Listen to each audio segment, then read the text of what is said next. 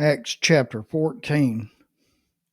Now it happened in Iconium that they went together to the synagogue of the Jews, and so spoke that a great multitude of the Jews and the Greeks believed. But the unbelieving Jews stirred up the Gentiles and poisoned their minds against the brethren. Therefore they stayed there a long time, speaking boldly in the Lord, who was bearing witness to the word of his grace, granting signs and wonders to be done by their hands. But the multitude of the city was divided. Part sided with the Jews and part with the apostles. And when a violent attempt was made by both Gentiles and Jews with their rulers to abuse and stone them, they became aware of it and fled to Lystra and Derbe, cities in Lycaonia, and to the surrounding region. And they were preaching the gospel there.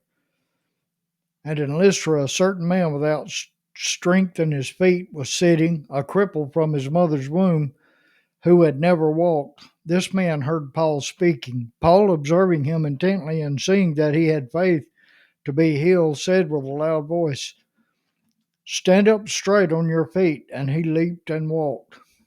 And when the people saw what Paul had done, they raised their voices, saying in the Lycaonian language, "The gods have come down to us in the likeness of men." And Barnabas they called Zeus, and Paul Hermes, because he was the chief speaker.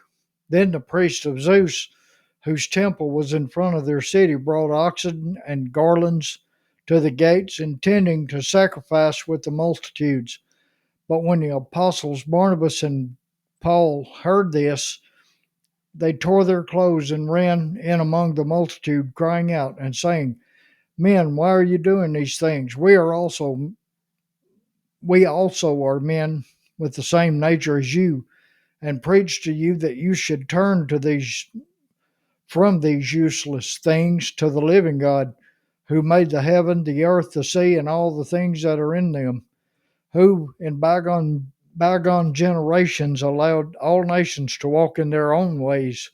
Nevertheless, he did not leave himself without witness, in that he did good, gave us rain from heaven and fruitful seasons, fulfilling our hearts with food and gladness." And with these sayings, they could scarcely restrain the multitudes from sacrificing to them. Then Jews from Antioch and Iconium came there, and having persuaded the multitudes, they stoned Paul and dragged him out of the city, supposing him to be dead. However, when the disciples gathered around him, he rose up and went into the city, and the next day he departed with Barnabas to Derbe. And when they had preached the gospel to that city, and made many disciples, they returned to Lystra, Iconium, and Antioch, strengthening the souls of the disciples, exhorting them to continue in the faith, and saying, "We must through many tribulations enter the kingdom of God." So when they had appointed elders in every church and prayed with fasting, they commended them to the Lord, in whom they had believed. And after they had passed through Pisidia, they came to Pamphylia. Now when they had preached the word in Perga, they went down to Attalia. From there they sailed to Antioch, where they had been commended to the grace of God for the work which they had completed. Now when they had come and gathered the church together, they reported all that God had done with them, and that he had opened the door of faith to the Gentiles. So they stayed there a long time with the disciples.